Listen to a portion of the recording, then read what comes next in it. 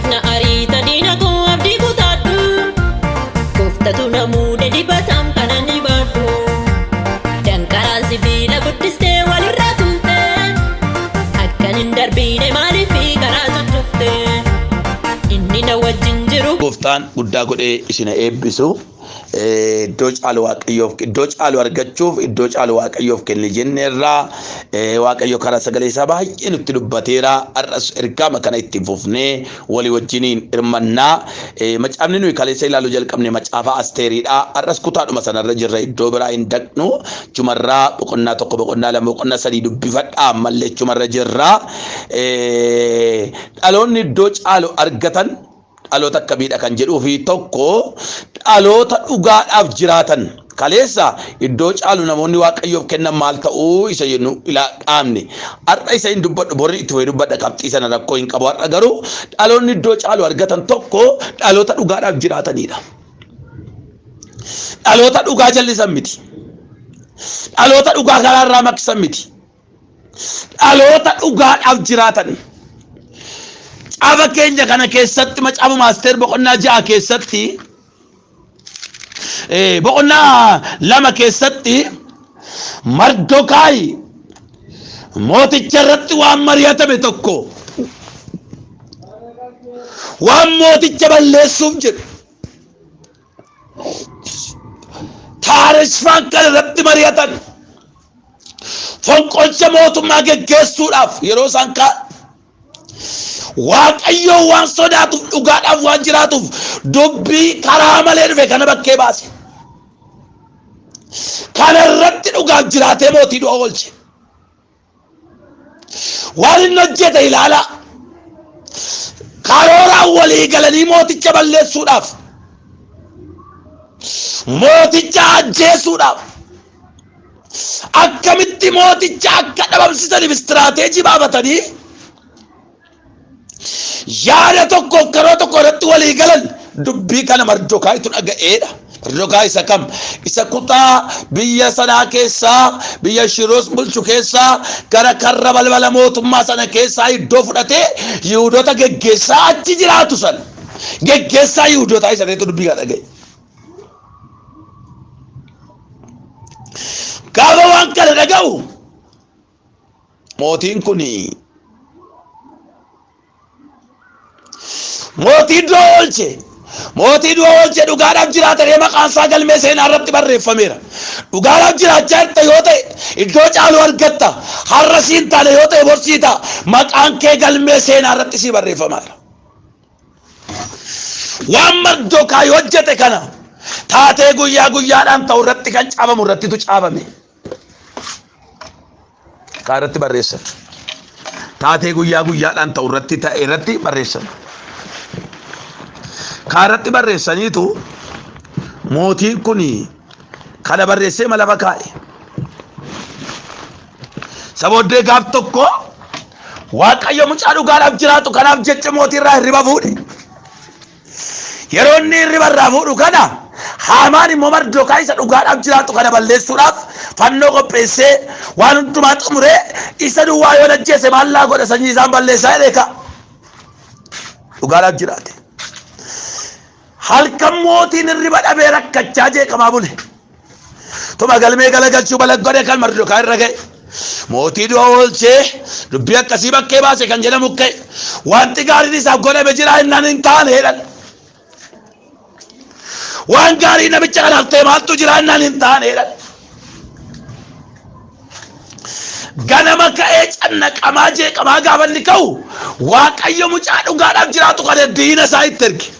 Mana mootummaatti yoo jira haala kanaan Haamaantu jira jedhan Haamaan yollaa galchaa jedhe Haamaan jennaan nama mootiin jaallatu maaltu ta'a jedhan farda mootii yaabbataa gonfoo mootii keewwataa gurguddoota keessaa nama tokkotti kennamee fardiitti harkifamee nama mootiin jaallatuuf kanatu godhama jedhamee labsamaa jedhe kun hundumtuutu nafin nama dhugaadhaaf jiraatee waan dhugaan isaan taane Mardokaayi ifa ta'u maal qopheesse dhufen fannoo amma dubbiin galagalee maal ta'e farda uffannaa gaawonii mootii gonfoo mootii. Dhugaadhaaf jiraatte yoo ta'e yeroo muraasaan miidhamuu dandeessa garuu iddoo jiraan kee iddoo caalu argachuudhaaf dhugaadhaaf dhaloota dhugaadhaaf jiraatan barbaada. Dhugaadhaaf jiraate kanaaf farda mootummaa yaabbatee biyyattii keessa karaa beekamaarra daandii beekamaarra naanna'ee qubatti qabee nama mootiin jaallatuuf kanatu godhamaa raakaasee nama dhugaaf jiraattee dhugaan kee dhokate dhugaan kee bakkeetti bahee iddoo sii bakkennu amiin jedhee halleluuyaa. Dhaloota dhugaadhaaf jiraatu. Dhugaaf jiraachuu yeroodhaaf si miidhuu danda'a. Yeroodhaaf gatii ati yaadne si kaffalchiisu mala. Yeroodhaaf akka ati yaadde sana si ta'uu dhiisu mala. Yeroodhaaf itti gammaduu dhiisuu dandeessa. Si galee yeroodhaaf. Garuu yeroon tokko jira. Yeroo iddoon sii kennamu yeroo ati gara boqonnaa tokkotti gara jireenya haaraa tokkotti dabartu hin dhufa. Dhugaan iddoo si dhabsiisu dhugaan iddoo sii kenna. Mardokaayi dhugaaf jiraatee iddoo argate. Dhugaaf jiraadhu manuma jirtu keetti biyyuma ormaa jiraam innis biyya isaan jiru akkuma keessan kana. Biyyuma ormaa keessa jiraate immoo dhugaadhaaf jiraate. Waaqayyo namni nan arguu miti. Waaqayyo na argaadha kan ittiin hojjetamu qajeelummaan. Yoosefis ikkoo kaleessa kaasee lamiti dhugaadhaaf jiraate. Namni isaa argu jiru haadha manaa mootii wajjin tucciseera ta'e Yoosefi. Waaqa isa lafa namni arginetti nama argu sodaate dhugaadhaaf jiraadhu.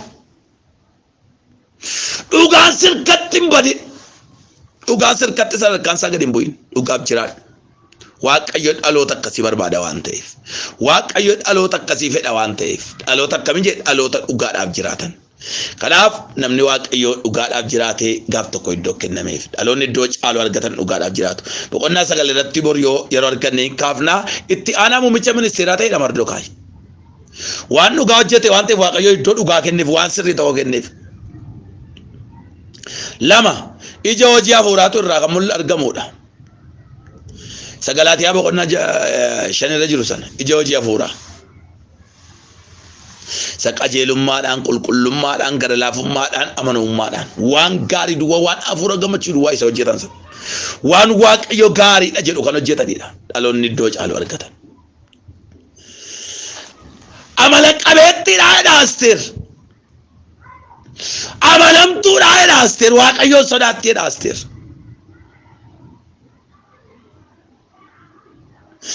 Waaqayyoon nageessi yaada waaqayyo hordofteedha Asteer. Kanaaf akka argite waan hin jiraanneef iji hojii qajeelummaa kun waan irraa argamuuf gaaf tokko waashitti iddoodhaa kaasee waaqayyo iddoo seedhaa kenne.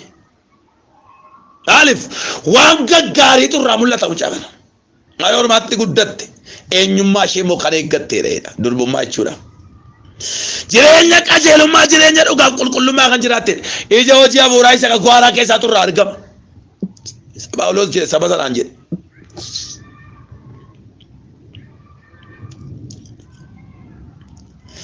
Hammam sirraa argamaa jedha hojii hafuuraa. Qajeelummaan qulqullummaan waaqayyoon sodaachuun gara laafinni kan kana fakkaatan hammam sirraa argamaa jira. Akkas yoo ta'e iddoo caalu kan keeti. Amma qulqullummaaf qajeelummaa sirraa argamnetti garuu iddoon caalu waan jedhamu hin jiru. Jala murii qaba.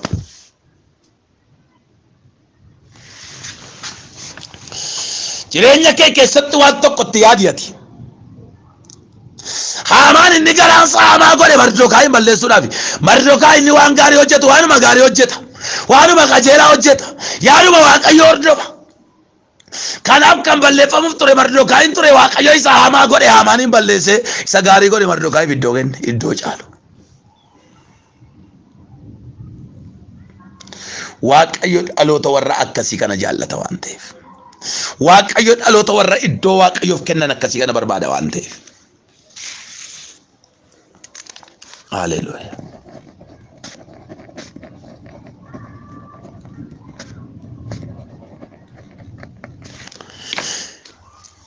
Kana warra kasirraa argamaa jiru ija hojii fooniiti moo ija hojii hafuuraati. Albaadhummaa, halalummaa, gadhiisii, waliin dha'uu, xuraa'ummaa, sagaagilummaa jal'ina ta'ee jennaan iddoon caalu waan ta'u hin jiru. waaqayyo sodaachuu sirratti moo'ee waaqayyo gajjattee jiraatta taanaan waaqayyo iddoo laattee jiraatta taanaan waaqayyo dursa kennitee jiraatta taanaan garuu iddoo caalu kan keeti akka salphaatti iddoo caalu argachuun hin jiru jiru jiraataniiti malee haasa'anii miti lallabuu duwwaa miti jiraachuudha dhaloonni ammaa kun akkasi waashittiin kuni of tuulummaatu keessa seetti guddate waaqayyo aangoorraa mulqee Asteerin muude warri of tuulummaan ijooji hafuuraa irraa mul'anne warri hojii ijooji hafuuraa duwwaan irraa argamu waaqayyo iddoorraa irraa mukaasa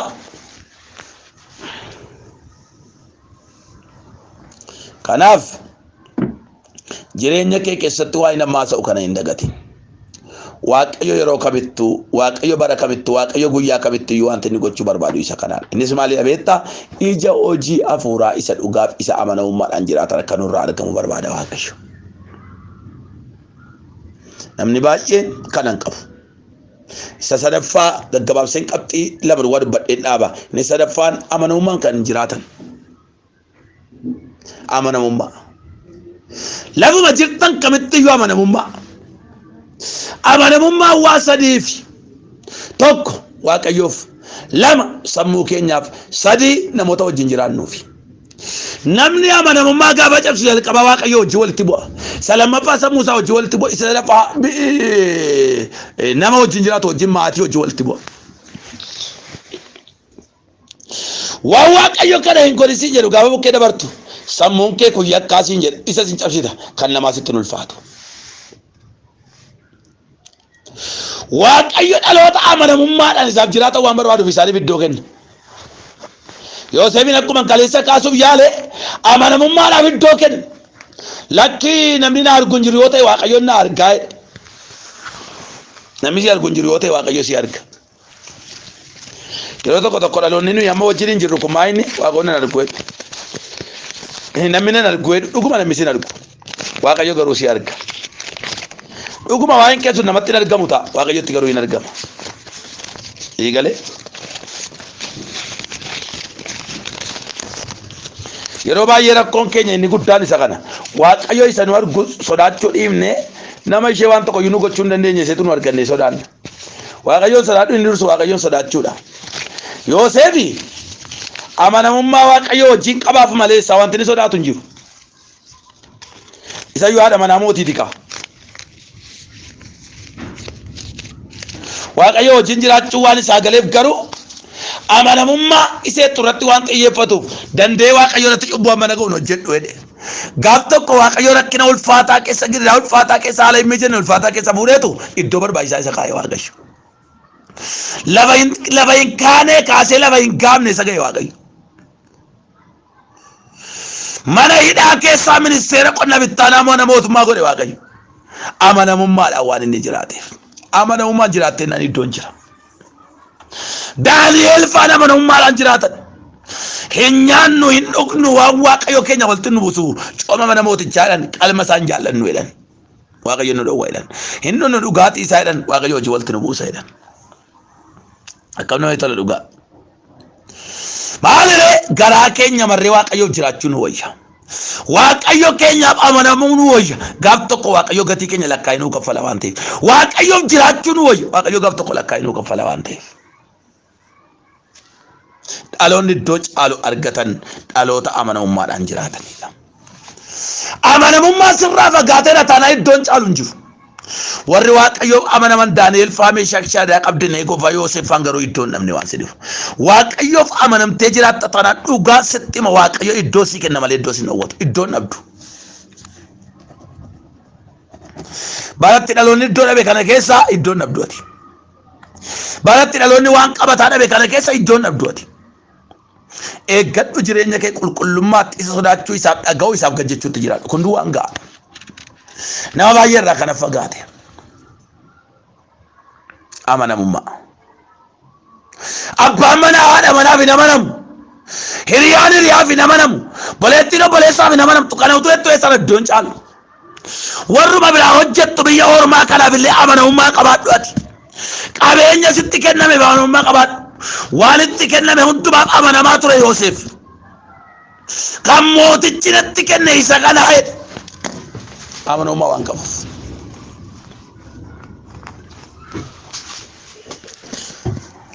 Kuma illee shan natti laatte kuma shanin buufadhe ati kuma lama natti laatte kuma lama buufadhe wangeelamaatti suba kana iddoo bishan. Inni tokko garuu amanamummaa dhabee maree dhaqee awwaale akka ati iddootti mittimsee walitti qabattu iddoon facaasinii akka sabattu beekaa jedhe. Waaqayyo namicha hamaaf dhibaana namni amanamummaa hin qabne hamaaf dhibaadha. Amanamummaatti jiraadha. Waaqayyoon hin sobina sammuu keessan hin sobina namoota hidhata hojii hidhata gaa'ilaa keessan hin sobina. Keessumaa hidhata gaa'ilaa irratti gara kanallee baay'ee hin haasa'u baay'ee amma si'ana amanamummaan hin jiru. Abbaan manaa haadha manaaf hin amanamu haadhi manaa abbaa manaaf hin amanamtu. Wal sobaa jireenya sobaa gaa'ila sobaa waan hundumaatti jireenya sobaa jiraatu amanamummaa dhumatu hin jiru.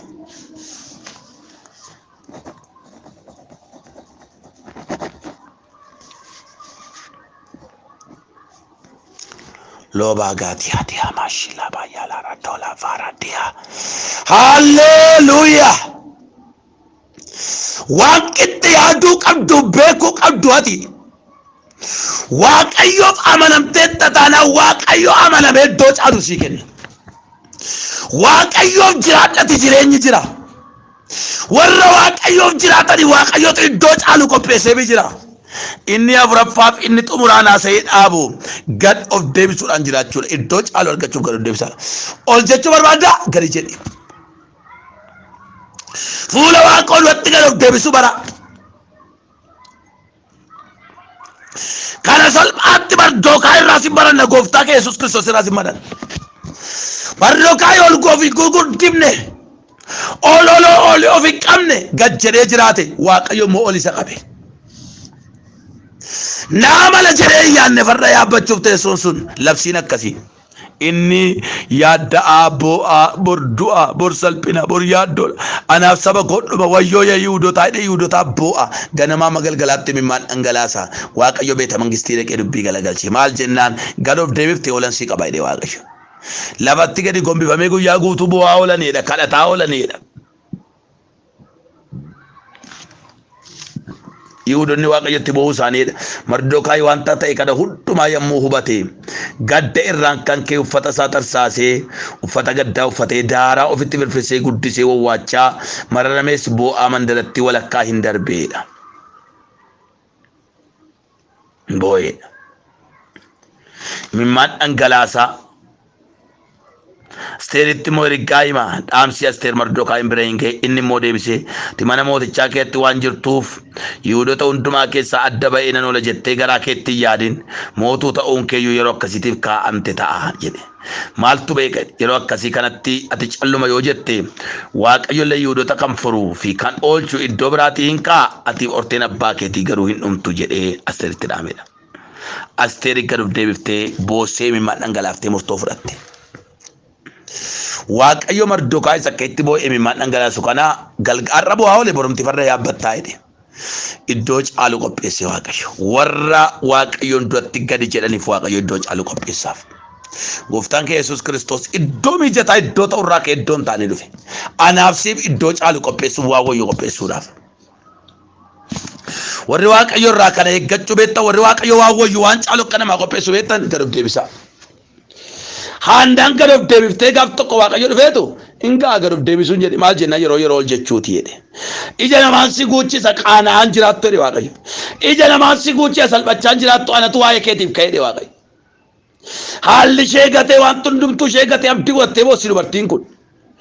Waan hundumaatti iyyuu hiikan qabattee gadditi dubartiin kun. Waaqayyo garuu waa'ee keetiif anatu jira abdii godhattee akkatti boossee galan ta'u waan haaraa jalqabdaa jedhe.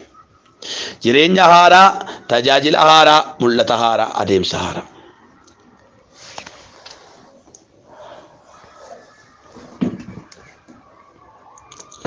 Yeroo baay'ee dhaloonni kun dhaloota yaanni garaa isaa burjaajaaf hammacamaadha. Dhaloota fedha ofii isaatii malee yaada Waaqayyo adda baasee hin beekne waan ta'eef ol of qaba, of gurguddisa, of beeksisuu barbaada. Kanaaf iddoo dhabe. Gad of deebisi iddoo caalu sii kenna Waaqayyo. Warri fuula Waaqa duratti gadi jedhanii gad of deebisaniif Waaqayyo iddoo isarra caalu iddoo isarra wayyoo kennaaf. Iddoo caalutu si eeggata. Laa ergaan kun waa malee hin dhumne waa iddoo caalu Waaqayyo kenni Waaqayyo iddoo caalu sii kenna. mana kee keessa gola kee keessa laphee kee keessa tajaajila kee irratti adeemsa kee irratti dubbii kee irratti iddoo caalu mana kee keessatti gola kee keessatti iddoo caalu bakka jirtu hundumaa irratti iddoo caalu Waaqayyoof kenni iddoo caalu argatta kun sagalee Waaqayyooti inni amma du'aatti garuu deebisee Waaqayyo garuu du'aa isa kaasee hundumaa gaarraa isa godhee namatti dubbii Waaqayyo warra gadi jedhanii gad of deebisa Waaqayyo olol isaan qaba iddoo caalu isaanii kenna ni maali sanyiin koo si'ette namni Waaqayyo Daawit waamicha godhanii Mefiboosheeti balbala mana namaa teessi Waaqayyo iddoo caalu kenneef warri Waaqayyoof iddoo laattan iddoon dhabdani jabaadha warri Waaqayyoof iddoo caalu laattan Waaqayyo immoo iddoo caalu isinii kennaa jabaadha abdii keessa Waaqayyoon godhadhaa ija keessanis Waaqayyo irra keedhaa garaa keessanis Waaqayyo nama nadhaa Waaqayyo bara keessa na eebbisu gabaabaatti gooftaa kadhadheen sagantaa keenya ishee ammaa asumarratti xumurraa guyyaa borii walii wajjin Waaqayyoon hin kadhannaa yerootti sagalee Waaqayyoo hirmaannus hin qabaannaa hin kadhannaa Waaqayyoon hoolaaraa baagaa toolaaraa diyaa sagalee Waaqayyoo kun gaafa dhufe namootatti labaa kaasu qabaa keessa namoota boqonnaa haaraa jalqabsiisu namoota jireenya haaraatti fufsiisu namoota karaa haaraa deemsisu namoota humna ta'uuf qaba sagantaa kana konfiraansii kana iddoo adda addaa walitti qabattanii hirmaachaa kan jirtan Waaqayyoof iddoo kenni Waaqayyo iddoo sii kenna galanni siiba ta'u Waaqaaf lafarratti maqaan kee ulfaatu situ jiraaf jirra kabajamaa koo si haa galatu anaaf saba kanaaf dhaloota kana kan gargaare sidhaa si haa galatu anaaf obboloota kana wajjin kan ta'e sidhaa si haa galatu humna dubbii kee kana booddee dhaloonni kun jireenyaaf boqonnaa haaraa tokko jalqaban waan caaluuf eebba caalu tajaajilaaf ulfina caaluuf iddoo caalu humna dubbii kee kanaan argachuu jalqaban kana booda maqaa Yesuusiin hin danqamin kana booda maqaa Yesuusiin hin rakkatin kana booda maqaa Yesuusiin waan gootu hin dhabin kana booda maqaa Yesuusiin harka duwwaa hin ta'in kana booda maqaa Yesuusiin gaddaa hin jiraatin kana booda maqaa Yesuus Kiristoosiin deebi'ee sitti hin dukkanaa'in kana booda maqaa Yesuusiin deebitee hin boo'in gargaarama humna maqaa Yesuus keessa jiruun gargaarama harki kee dhaloota kanaaf dhaabbatu harki kee dhaloota kana haa gargaaru dhaloonni kun boqonnaaf sadarkaa itti aanu tokkotti haa darban gaafa humna argattanii as Yihuudaa kaatanii Samaariyaa Yerusaalemii kaatanii amma daara lafaattiidha dhaloonni kun humna argatanii deemsa dhaabachuu hin dandeenye tokko adeeman maqaa gooftaa Yesuusin itti fufanii adeemani maqaa Yesuus Kiristoosiin wanti dhaloota hin dabarsine si haa dabarsu wanti dhalootaan karaa hin geenye karaa sii dhaga'u milkaa isa caalu argaa isa caalutti darbaa waan wajjin taate ulfaadhu kan dhukkubsatan hundumaa waan fayyifteef eebbifami gaaffiin fooniif afuuraa kan saba kana waan hundumaatiin deebii waan argateef si haa galatu hidhaan hundumtuu waan hiikameef si haa galatu cufaan hundumtuu waan banameef si haa galatu isaaf yerocha isaaf baricha saganticha hundumaa irratti ulfaadhu guyyaa borii sagantaa ta'u keessatti jiraadhu xumurree galataaf nu dhaabi maqaa Yesuus jaallatamaan aameen Waaqayyo isin eebbisuu eebbifamaa yaani Waaqayyo isin duukaa ta'u sagalee Waaqayyo duukaa bu'aa ordofaa eebbifamaa nagaatti shalom